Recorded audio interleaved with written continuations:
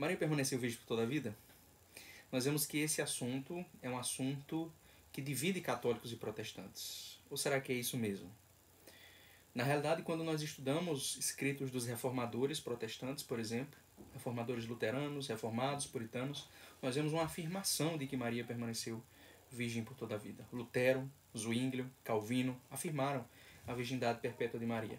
Figuras posteriores como Bullinger, como John Wesley, William Perkins, Teodoro Beza, Francisco Turretini, a segunda confissão helvética, a confissão protestante, afirmam a virgindade perpétua de Maria, que ela permaneceu virgem por toda a vida. Entre os reformadores e teólogos anglicanos, figuras como Thomas Cranmer, Hugh Latimer, como John Jewell, como Lancelot Andrewes, Jeremy Taylor, Bispo Ussher, um número sem fim de reformadores e teólogos anglicanos afirmaram que Maria permaneceu virgem por toda a vida. Não apenas afirmaram que acreditavam nisso, mas afirmaram que isso é uma doutrina apostólica, que isso é uma tradição apostólica e que é afirmada por todos os cristãos, ou deve ser afirmada por todos os cristãos. Isso vem desde os pais da igreja, que afirmavam também a virgindade perpétua de Maria. Esses teólogos anglicanos, por exemplo, liam textos como Ezequiel 44:2 e viam uma profecia aí da virgindade perpétua de Maria. O texto diz: Disse-me o Senhor, esta porta permanecerá fechada, não se abrirá, ninguém entrará por ela, porque o Senhor, Deus de Israel, entrou por ela, por isso permanecerá fechada. Eu via essa afirmação dos pais da igreja e de teólogos assim, e talvez, assim como muitas pessoas que nesse momento assistem esse vídeo, eu pensava, talvez essas pessoas estejam lendo mal a Bíblia. Nós hoje finalmente entendemos a Bíblia. Isso aí seria um resquício do catolicismo que nós devemos abandonar. É só uma tradição que impede de ler a Bíblia. Sendo sincero, eu achava que as pessoas que acreditavam na virgindade perpétua de Maria eram pessoas burras, que estavam com o coração fechado para a Bíblia. Eu pensava assim, até que eu decidi ler a Bíblia nessa questão e abrir o coração e ver o que a Bíblia ensina sobre isso, a esse respeito. Eu descobri que o que eu pensava que a respeito da Bíblia, o que eu pensava que a Bíblia provava sobre Maria ter filhos ou perder a virgindade, na verdade, eu estava lendo mal a Bíblia, eu estava interpretando mal a Bíblia. Não é que todas aquelas pessoas estavam lendo a Bíblia errado e eu estava lendo a Bíblia certo. Na realidade, eu é que estava lendo a Bíblia errado. Eles estavam lendo a Bíblia de uma maneira muito mais cuidadosa que eu. Prestaram atenção em coisas que eu não estava prestando atenção. E essas pessoas me ajudaram a ver coisas na Bíblia que eu não tinha visto antes. Mesmo já tendo estudado bastante teologia, já tendo lido a Bíblia diversas vezes. Na realidade, eles estavam vendo coisas que eu não estava vendo ou não queria ver na realidade. Então eu vou compartilhar aqui com vocês algumas dessas coisas. Em primeiro lugar, nós precisamos de um anteparo. A Bíblia não diz que Maria teve filhos. E a Bíblia não diz que ela perdeu a virgindade. Esse é um anteparo. A Bíblia fala de Maria, por exemplo, como mãe de Jesus, em Atos 1:14, ou como mãe do Senhor, em Lucas 1:43. Mas ela nunca diz que Maria é mãe de Jesus e outras pessoas. Ela nunca coloca Maria como mãe no sentido biológico de outras pessoas. Então, quando a Bíblia apresenta Maria como mãe, é como mãe de Jesus. Ponto. Isso não é um argumento. Eu não estou dizendo que, como a Bíblia não diz que Maria teve filhos, logo ela não teve filhos. Como a Bíblia não diz que Maria perdeu a virgindade, logo ela não perdeu. Eu não estou argumentando a partir do silêncio. Isso não é um argumento. Eu estou apenas colocando a situação. Por que eu estou colocando essa situação? Porque isso significa que se alguém acha que a Bíblia ensina que Maria perdeu a virgindade ou teve filhos, essa pessoa está deduzindo isso de alguma coisa, de algum lugar da Bíblia. Mas não do ensinamento claro da Bíblia. Então esse é um primeiro anteparo. A Bíblia não diz que Maria teve filhos, não diz que ela perdeu a virgindade. Então, em segundo lugar, não é absurdo ser virgem. Jesus, provavelmente também Paulo, João Batista, Jeremias, outros personagens da Bíblia permaneceram virgens. Então não é absurdo, não é absurda a virgindade. Claro que o caso de Maria é particular, mas a virgindade em si não é uma coisa absurda no contexto bíblico. O próprio Paulo ensina o valor da virgindade. Então, alguns textos bíblicos nós podemos compartilhar aqui, alguns textos eu quero compartilhar com você. Um texto que eu aprendi a ler melhor foi o texto do Evangelho de Lucas, no capítulo sobre a Anunciação, o momento em que o anjo Gabriel anuncia a Virgem Maria que ela seria mãe de Jesus. O trecho aqui que eu vou ler é particularmente Lucas 1, 26 em diante. Então o texto diz assim: No 6º mês, foi o anjo Gabriel enviado da parte de Deus para uma cidade da Galiléia chamada Nazaré, a uma virgem desposada com certo homem da casa de Davi, cujo nome era José. A virgem chamava-se Maria. Entrando o anjo onde estava, disse: Alegra-te, muito favorecida, o Senhor é contigo. Ela, porém, ao ouvir essa palavra, perturbou-se muito e pôs-se a pensar no que significaria essa saudação. Mas o anjo lhe disse: Maria, não temas, porque achaste graça diante de Deus. Eis que conceberás e darás à luz um filho, a quem chamarás pelo nome de Jesus. Este será grande e será chamado Filho do Altíssimo. Deus, o Senhor, lhe dará o trono de Davi, seu pai. Ele reinará para sempre sobre a casa de Jacó, e o seu reinado não terá fim. Então disse Maria ao anjo: Como será isto, pois não tenho relação com homem algum? Respondeu-lhe o anjo: Descerá sobre ti o Espírito Santo, e o poder do Altíssimo te envolverá com sua sombra. Por isso, também o ente santo que há de nascer será chamado Filho de Deus. Pois bem, o anjo Gabriel aparece para Maria e ele traz para ela uma mensagem. Você vai ficar grávida, você vai ter um filho, ele vai se chamar Jesus, Filho de Deus, ele vai reinar eternamente. Essa foi a mensagem, em resumo. E Maria fica surpresa ao ouvir isso. Ela se pergunta: como será isso? Então vamos levantar aqui uma hipótese. Vamos imaginar que Maria era virgem apenas antes do casamento. Ela teria relações normalmente depois, que é o que as pessoas dizem quando querem negar a virgindade perpétua de Maria. Ela foi virgem antes do casamento, mas depois ela planejava ter filhos normalmente, viver uma vida sexual como qualquer outra pessoa naquele período, naquele momento. Então, ela estaria vivendo conforme o que se esperava na sociedade dela. Então, a virgindade de Maria antes do casamento não tinha nada de inesperado, não era nada de absurdo. Era uma virgindade como a de qualquer outra pessoa. Ela teria filhos depois. Então, a pergunta que nós devemos fazer é: se o plano de Maria era casar e ter filhos normalmente, por que ela ficou surpresa quando o anjo disse que ela teria um filho? Qual é a surpresa se isso supostamente era o plano dela, ter filhos? Ela poderia ficar surpresa com o filho ser o rei de Israel, por exemplo, mas ela não ficou surpresa com isso. Na fala dela, a surpresa não se dá em relação a isso. Ela ficou surpresa com o fato de ter um filho. Se o plano dela era casar e ter um filho normalmente, então o natural seria ela pensar: então a mensagem desse anjo, ele está falando de um filho que eu vou ter com José quando eu casar.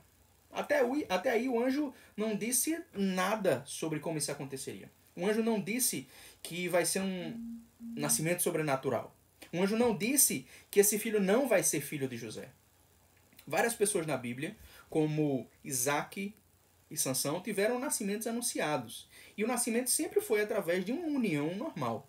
Não é porque Deus anunciou o nascimento que seria um filho diretamente dele, que é o que o anjo anuncia e que não surpreende Maria.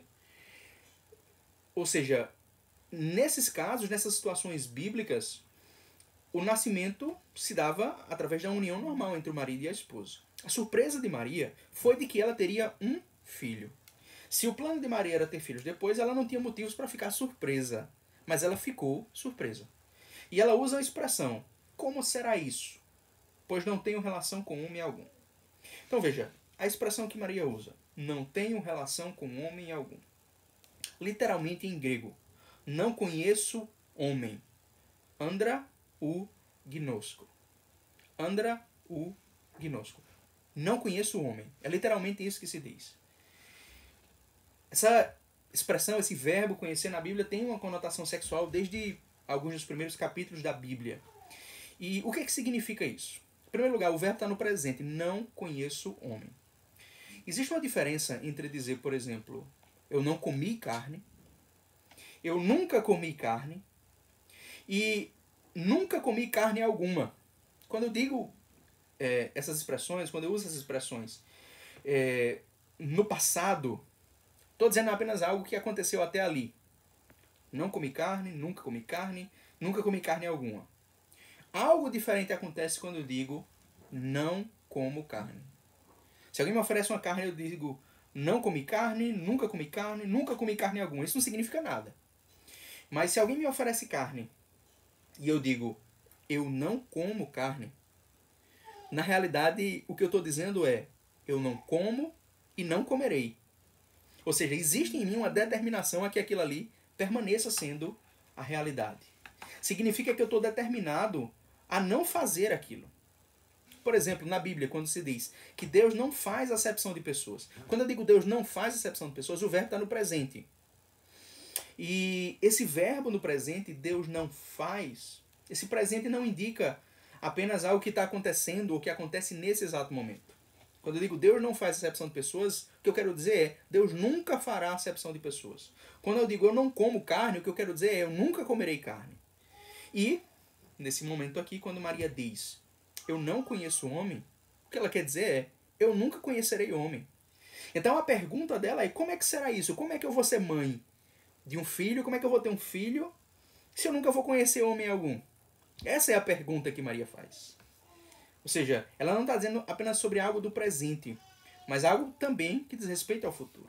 Então, algumas traduções protestantes até mudam um pouco o texto aqui. Colocam o verbo no passado, acrescentam algumas palavras, mas literalmente a expressão de Maria é eu não conheço o homem. Como é que isso vai acontecer se eu não conheço o homem? Então, quando eu vejo que Maria está dizendo no presente eu não conheço o homem, é natural a surpresa dela. Ela era uma pessoa determinada a não ter relações sexuais. Nunca. Então, por isso ela pergunta ao anjo, como é que isso pode ser se eu nunca vou ter relações sexuais? Como eu vou ter um filho se eu nunca vou ter relações sexuais? Ou seja, o versículo 27, voltando do 34 para o 27, que chama Maria de virgem duas vezes, tem um sentido diferente. O texto diz o seguinte, a virgem desposada com certo homem da casa de Davi, cujo nome era José. A virgem chamava-se Maria. O texto chama Maria de virgem duas vezes. Uma virgem desposada com certo homem, a virgem chamava-se Maria. O sentido dessa expressão virgem aqui não significa simplesmente uma pessoa que nunca teve, até aquele momento, relações sexuais. Não é apenas uma pessoa que ainda não teve relações sexuais. É uma pessoa que consagrou a sua virgindade a Deus. Ela fez um voto, como lá em 1 Coríntios 7:34. O texto diz, também a mulher, tanto a viúva como a virgem, cuida das coisas do Senhor, para ser santa, assim no corpo como no espírito. Aí a expressão virgem quer dizer uma consagração, a virgem que é consagrada ao Senhor. Para Maria, o casamento foi só uma forma dela ser protegida naquela sociedade. Mas ela, na realidade, era uma virgem consagrada e por isso jamais ela teria relações sexuais. Então, todos os cristãos concordam que, baseando-se, por exemplo, em Mateus 1:25, Maria permaneceu virgem durante a gestação. Isso aí todos os cristãos concordam. Mesmo os que negam a virgindade perpétua de Maria, concordam que Maria permaneceu virgem durante a gestação, durante os 9 meses. Mesmo já estando com José. A pergunta é, por que ela permaneceu virgem durante os 9 meses? Ela não tinha nenhum propósito até ali. Por que ela permaneceu? O anjo, quando eu digo até ali, me refiro ao texto. O anjo não disse a ela, durante a gestação, não se una, permaneça virgem, não deu nenhuma orientação a ela. Então, qual era o propósito pelo qual Maria permaneceu virgem também durante aqueles 9 meses já com José? Essa é uma pergunta séria. Ela não tinha nenhum motivo para permanecer virgem, a menos que ela fosse uma virgem consagrada. Então algumas pessoas dizem, não, ela permaneceu virgem durante esses 9 meses para cumprir a profecia. Certo, mas qual é o propósito dessa profecia? Se você interpreta a profecia assim, qual é o propósito pelo qual ela permaneceria virgem durante aqueles 9 meses? Então, diante disso, outros textos devem ser lidos de outra maneira. Então, se Maria foi virgem, isso significa que ela só teve um filho, Jesus. Então, João 19, do 26 ao 27, um trecho muito interessante, nos fala disso. Cristo estava sendo crucificado, né? Cristo estava na cruz. E naquele momento, tínhamos ali o discípulo a quem Jesus amava, que nós identificamos como João, e Maria. Eram algumas das pessoas que estavam ali próximos a Jesus, vendo, contemplando a crucificação. E chorando, né, naquele momento. Então, João 19, do 26 ao 27, Cristo vê o discípulo amado, Cristo vê Maria e diz, mulher, eis aí o teu filho. Algumas traduções protestantes engolem esse artigo. Dizem, mulher, eis aí teu filho. Literalmente o que Cristo diz é, mulher, eis aí o teu filho.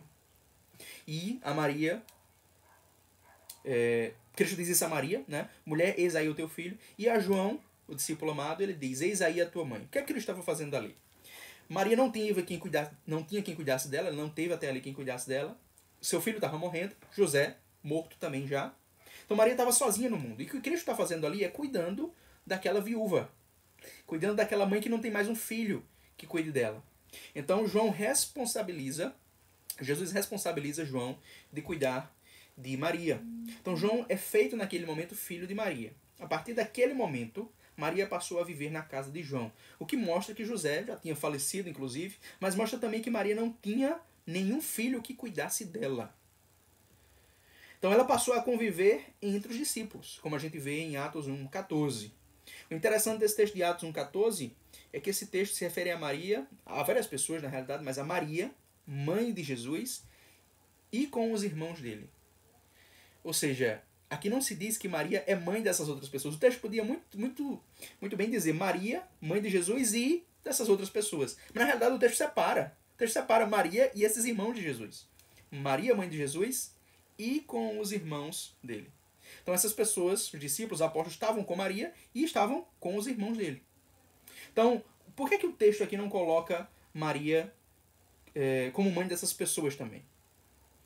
Então, na realidade, o Evangelho de João, quando diz mulher, eis aí o teu filho, quer dizer que Jesus era o único filho de Maria naquele momento. Então, pelo contexto, esse é o único sentido que nós podemos dar. Nós podemos até isolar uma coisa da outra. Mas quando Cristo diz, mulher, eis aí o teu filho, e no mesmo contexto, o Evangelho nos ensina que naquele momento Jesus responsabiliza João de cuidar de Maria. O sentido natural do texto é que Maria só tinha, naquele momento, um filho. Ele era o filho de Maria. Em Marcos 6,3, um texto que reaparece nos outros evangelhos, em Mateus 13, 54, 56, Lucas 4, 22, João 6, 42, pessoas se surpreendem com a doutrina e os milagres de Jesus. Então, o texto diz, não é este o carpinteiro, filho de Maria, irmão de Tiago, José e Judas e Simão? As suas irmãs não vivem aqui entre nós? E escandalizavam-se por causa dele. Então, eu lia esse texto, que é muito repetido quando o assunto é a virgindade perpétua de Maria. Eu li esse texto assim, esses irmãos aqui de Jesus, essas pessoas, Tiago, José, Judas, Simão, são filhos de Maria. Eles são irmãos de Jesus, está no contexto ali da família. O pai dele é José, a mãe é Maria, os irmãos dele. Consequentemente, esses irmãos são quem? São filhos de Maria, se são irmãos de Jesus. Então eu li esse texto dessa maneira. Agora, em primeiro lugar, o texto tem algo aqui interessante. O texto diz, o filho de Maria. Novamente, algumas traduções protestantes engolem o artigo aí. Jesus é chamado, nessas traduções, de filho de Maria. Como se houvesse outros. Mas o texto grego diz o filho de Maria. Então, esse artigo definido aparece aí, mais uma vez, de maneira extremamente relevante. Os vários evangelhos dizem coisas nesse mesmo sentido. Jesus é chamado de o filho do carpinteiro, o filho de Maria, o filho de José. Então, nesses três casos, com o artigo definido, sempre indicando que Jesus é filho único de José e de Maria. Claro, aquelas pessoas não sabiam que Jesus não era filho biológico de José, e por isso chamam ele de o filho de José. Então, longe de anular a virgindade de Maria, na verdade esses textos corroboram com a virgindade de Maria. Quer dizer que Maria só teve um filho. Então, quem eram na realidade esses irmãos do Senhor? Essa é a questão. Se Jesus era filho único, quem eram essas pessoas? Existe uma tradição, no século II, de que esses filhos de José eram filhos de um casamento anterior. Ou seja, eles não eram filhos de Maria, mas filhos apenas de José e, portanto, meio-irmãos de Jesus, por Jesus ser como que filho adotivo de José. Então, eles eram filhos de José de um casamento anterior. Mas Jesus é chamado de o filho de José na Bíblia. Então, essa possibilidade, na minha opinião, é mais improvável, que eles fossem filhos de José de um casamento anterior. Na realidade, tudo se desvela, a gente descobre quem são esses irmãos do Senhor quando a gente descobre quem é Tiago, irmão do Senhor. Dentre esses irmãos do Senhor, ele é aquele que é mais mencionado na Bíblia. Então, quem é Tiago, irmão do Senhor? Na Bíblia, esse Tiago, irmão do Senhor, quando a gente coleta todas as informações que nós temos sobre ele e coloca em comparação com outros Tiagos, a gente descobre que, na realidade, esse Tiago, irmão do Senhor, era Tiago, filho de Alfeu, um dos apóstolos de Jesus. E esse Tiago, filho de Alfeu, tinha ao menos 2 irmãos, chamados José e Judas. Aquela mesma lista que aparece em Marcos 6,3, como irmãos do Senhor. Não aparece o nome desse irmão na Bíblia como um dos irmãos dele, irmão no sentido biológico, mas esse Tiago, filho de Alfeu, tinha 2 irmãos, José e Judas, aquela mesma lista. Então, isso significa que ele não era irmão de Jesus no sentido de ser filho dos mesmos pais. No mundo semítico, como os avós, bisavós, etc., são chamados de pais e mães, não existia a palavra avô, bisavô, etc., apenas a palavra pai e mãe. Né? Então, qualquer antepassado seu era chamado de pai ou de mãe. E por isso, se aquela pessoa é chamada de pai ou de mãe, qualquer descendente dele é chamado de seu irmão também, usando a mesma palavra, tá? Tanto em grego quanto em hebraico é usada a mesma palavra que é usada para um irmão biológico. Não é uma palavra diferente em grego e em hebraico. A mesma palavra é usada. Quando se refere, claro, a um contexto semítico. Então, se isso for assim, se Tiago, irmão do Senhor, é Tiago, filho de Alfeu, não de José nem de Maria, se os irmãos eram parentes de Jesus, primos de Jesus, então as pessoas que conheciam Jesus não sabiam da existência de nenhum irmão biológico de Jesus. O mais próximo que eles conseguiram chegar eram pais e primos, não irmãos diretos. Logo, na realidade, essa referência a Tiago como irmão do Senhor se converte num indício de que Cristo, na realidade, não tinha irmãos biológicos. Então, tudo isso nos leva a uma reflexão sobre a virgindade. Em 1 Coríntios 7, nós temos 2 opções que Paulo coloca diante dos cristãos. A primeira opção, casar e não passar muito tempo sem se unir. Então, Paulo imagina um casamento onde a vida sexual é ativa. Essa é a primeira opção. A segunda opção é a virgindade. Essa é a segunda opção que Paulo coloca. Então, quando a gente olha a situação de José e Maria, algumas pessoas naturalmente jogam José e Maria na primeira opção. Eles eram casados, então tiveram uma vida sexual normal, como qualquer pessoa saudável daquele período e tal, enfim. Mas nós já concordamos, com base em Mateus 1,25, que José e Maria passaram ao menos 9 meses sem se unir sexualmente. É muito tempo. Então, na realidade, não é tão fácil colocar José e Maria nessa primeira categoria como pessoas casadas que tiveram uma vida sexual ativa. Isso mostra que a opção que Maria seguiu, na realidade, foi a segunda opção, a virgindade. Eles não consumaram fisicamente o seu matrimônio. Então, diante disso, as pessoas levantam vários tipos de objeções. E essas objeções se baseiam mais numa ignorância da linguagem bíblica do que propriamente numa doutrina ou no ensinamento bíblico. Um exemplo.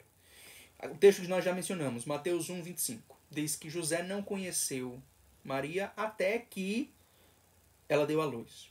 Então as pessoas deduzem daí, se José não conheceu Maria, quer dizer, se ele não teve relações sexuais com Maria até que ela deu à luz, consequentemente, logo, a conheceu depois. As pessoas fazem essa dedução. O texto não diz que isso aconteceu, mas as pessoas fazem essa dedução.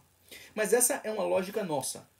É importante saber disso. Isso é uma conclusão, uma lógica que nós estamos seguindo. E que nós não podemos simplesmente daí presumir que os autores bíblicos concordariam com essa lógica. Em vários momentos eles não concordam com a lógica que nós seguimos, com a forma como nós raciocinamos ou tiramos conclusões a partir de textos. Então, a Bíblia está recheada de casos em que essa lógica não é seguida. Casos que são, na verdade, conhecidos de nós.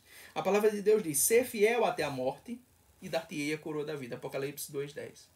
Quando a Bíblia diz ser fiel até a morte, isso significa que após a morte eu devo ser infiel ou posso ser infiel a Deus? Não é esse o sentido. Quando você diz ser fiel até a morte, é que existe um propósito ali, uma direção. Mas não quer dizer que depois vai ser diferente. Quer dizer que depois eu vou ser infiel. Quando a Bíblia diz que Cristo reinará até derrotar os seus inimigos, em 1 Coríntios 15:25, isso quer dizer que em seguida Cristo vai deixar de reinar? Ele vai entregar o reino ao Pai, sim. Mas ele não vai deixar de reinar, ele vai reinar eternamente, como a gente leu em Lucas 1. Então, essas referências bíblicas sobre algo acontecer ou dever acontecer até que tal coisa se dê, até tal momento, na Bíblia essas coisas não indicam que em seguida vai acontecer de maneira diferente. Na realidade, em vários casos, não vai acontecer diferente. E é importante que não aconteça de maneira diferente. Então, aí Mateus apenas confirma que a união sexual deles não aconteceu naquele período.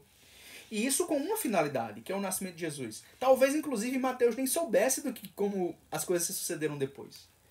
mas ele não diz nada sobre o que aconteceu depois. É uma dedução inválida da linguagem bíblica. Seria uma lógica nossa imposta ao texto, e não o que o texto bíblico ensina. Outro texto, outro exemplo, quando a Bíblia chama quando a Bíblia chama Jesus de primogênito de Maria. Quando Jesus é chamado de primogênito de Maria, a conclusão que as pessoas tiram é: se Jesus é o primogênito, logo Maria teve outros filhos. Porque o primogênito é o primeiro dentre os irmãos. Essa é a lógica que é seguida. Mas isso na nossa linguagem, não na linguagem da Bíblia. Na Bíblia, o primogênito é primogênito mesmo sem irmãos. A gente não pode separar primogênito é uma coisa, unigênito é outra. Na Bíblia, mesmo sem irmãos, aquele que nasceu é chamado de primogênito. Então, a lei de Moisés, por exemplo, determina em Êxodo 13 que o primogênito seja consagrado ao Senhor. Isso é algo que a lei determina. Veja, se o primogênito deve ser consagrado ao Senhor, acabou de nascer a criança, ela é consagrada ao Senhor, que irmãos aquela criança tem? Nenhum. Ele é primogênito sem irmãos. Não nasceu ainda nenhum irmão. E você pode presumir, mas depois vai nascer irmãos. Mas você não sabe. Você não sabe se os pais vão morrer. Você não sabe o que vai acontecer. Né? Então você não sabe se aquela criança vai realmente ter irmãos depois. Então, se a criança acabou de nascer e não tem irmãos, ninguém sabe se ele vai ser, no futuro, o primeiro de muitos irmãos. Então, na Bíblia, primogênito não significa o primeiro de muitos irmãos. Necessariamente. Na Bíblia, primogênito significa o primeiro filho. Mesmo que esse primeiro filho seja o primeiro e único. Então, dessa expressão primogênito não se pode presumir que há, ou que houve, ou que haveria outros irmãos. Na Bíblia, primogênito não significa necessariamente isso. Jesus era o primeiro e único filho de Maria. Então, diante disso, a questão que nós devemos fazer é: o que fazemos com isso? Né? Agora sabemos que Maria permaneceu virgem, o que fazemos com isso? Que relevância isso tem para nós? Que relevância? Então, quando nós afirmamos com base na Bíblia que Maria é mãe de Deus, nós dizemos algo principalmente sobre Jesus. Quando eu digo que Maria é mãe de Deus, o que eu estou dizendo é que Jesus é Deus.